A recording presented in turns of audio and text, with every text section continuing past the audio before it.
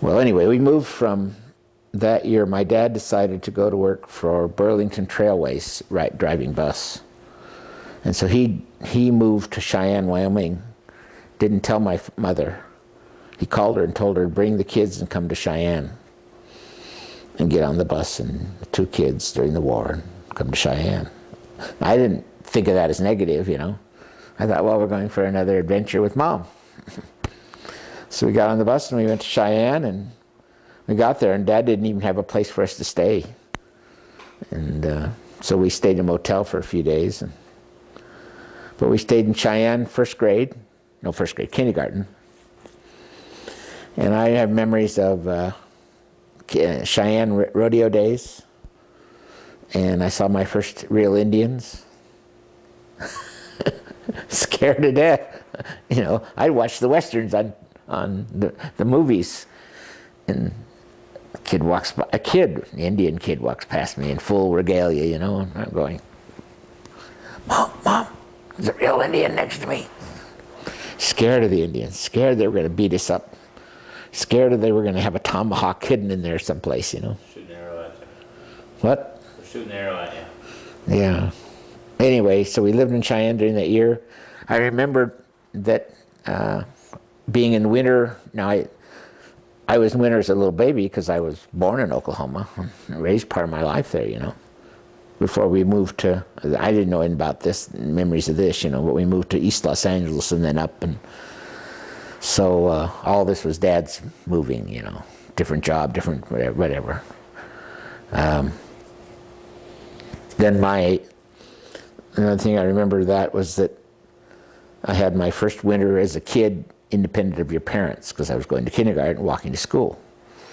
And I'm in the winter. Like, it's colder than heck. I get used to that after a while. And then there was a park that we walked through that had a big pond in it, and it froze over. And with leather soles, you could run down wherever you could run and jump on the ice and go sliding along. That was a blast. On those leather soles, you know. And I see now, how old was I then? Born in 38, so 4 years old. 5 years old you go to kindergarten, don't you? Yeah, so I was 5 years old when I went to kindergarten. So this would have been 1943, 44, during that year. Still in the middle of the war. And I also remember that we used to walk past a bottling plant. I don't remember which company it was. It was either Pepsi or, you know, one of those, or Coke. And the guys would come out every once in a while and give you a free cup full of their drinks. That was pretty cool. So I always changed my walk to school, so I always either went home or past that. Was late to school sometimes because, you know, if I'm going to be late and still get my Pepsi free, so what, so be it. Anyway, that's about all my memories of Cheyenne. Again, those ages, you don't have full memories of things, you know, just spot things. The next year I started hitting pretty full memories, and we moved. My dad bid for a job in Rapid City, South Dakota. And Cheyenne was really cold, but Rapid City was rotten cold. And we never had any money, and I remember never having nice clothes, never having much of anything. But that year, it came home to roost because there was a beautiful, great big hill across the street from the house we were renting the basement in, and you could go sledding on that. But all we could afford was one sled between us, my folks, and it was a sled with wooden runners and not metal runners. We were the only people on there with wooden runners. If you hit a rock or something, you had to go fix it, you know, nail it and stuff, and then you'd go down about this fast, and everybody else go, and you felt, okay, well, we just don't have money, you know. We lived in the basement, and I remember the kid upstairs, about my age, And he had all kinds of toys, and especially war toys. You know, that was the big thing in those days for kids, big toys, because everybody wanted to defeat the Krauts and the Japs. They were not the Japanese, and they weren't the Germans. And here I am named Brinkman, wanted to defeat the Krauts. A good German name.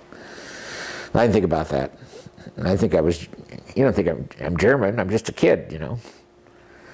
But they started me in school, in the elementary school in first grade. It was in the basement. And the teacher's rotten. She's a terrible woman. She hit you and she's all kinds of nasty. And my mother went down to ask about it because I'd come home crying. And so she had a big to-do with her. And she said, he can only go to school here, and this is the only there is, and I don't know. And so my mother went over to the Catholic school and said, I'm going to work extra hours, I'm going to pay for his tuition, and he's going to the Catholic school. So I went to Catholic school. And nobody went to Catholic school except, by the way, the Catholic school was a wonderful school. And nobody went to Catholic school unless you're Catholic. Why would you? In those days, you know. So everybody thought I was Catholic. And including you. And I thought I was Catholic. Because what's the difference? You know, anything about baptisms or anything like that. So they thought I was Catholic, I thought I was Catholic. So whenever we learned to genuflect, I genuflect, and I learned to do all that stuff. And when it came time to be able to participate in church and things, I just volunteered to go up and do those things.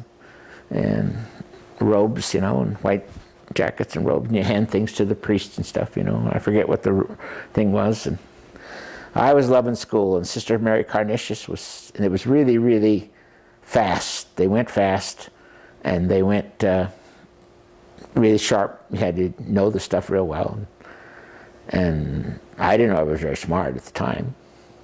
I didn't really know I was smart until I was graduated from university, but and your mom told me I was smart. My mom always told me I was smart. What does your mom know? You're always smart according to your mom, you know. And so I went that year and loved it. I played in the school band, the elementary band. I played the triangle. See me, Mom? I'm the triangle player. And then I was, when they selected the person to play St. Patrick in the school play, good Catholic Brinkman was St. Patrick. It was a great year. And I loved Sister Mary Carnitius. She was just a wonderful human being. One of those people that you saw in the Bells of St. Mary, which was a movie at the time about Catholic schools and Bing Crosby and all, that nun was my nun, you know. And she was Sister Mary Carnitius, and I remembered her, and I thought, I guess I know I'm Catholic, so which Catholic school we go to when we move? Well, it was my last Catholic school. I would have loved to have gone back, but we moved from there, the end of first grade, to East LA, East Los Angeles, down at Fort Boulevard School, which was Olympic and Fort Boulevard, which is still there. The school's there, and everything's still there. It was a big, big city school, coming from a small, small Catholic school. And it was in the middle of the city, and we still didn't have any money, so we moved into a house that we rented, which was one house from the railroad tracks. And those where I later worked as a kid. When I was a teenager, worked in those railroad yards, loading boxcars as a stevedore. But there were holes in there were holes in the fences, and we knew where they were, so we could go. We're in the second and third grade, and I'm climbing boxcars and looking to see what's in them, and getting the holes and see if we could get stuff out of them and stuff. That's no good. Throw that out. We'll find a different boxcar, and then they'd come chasing you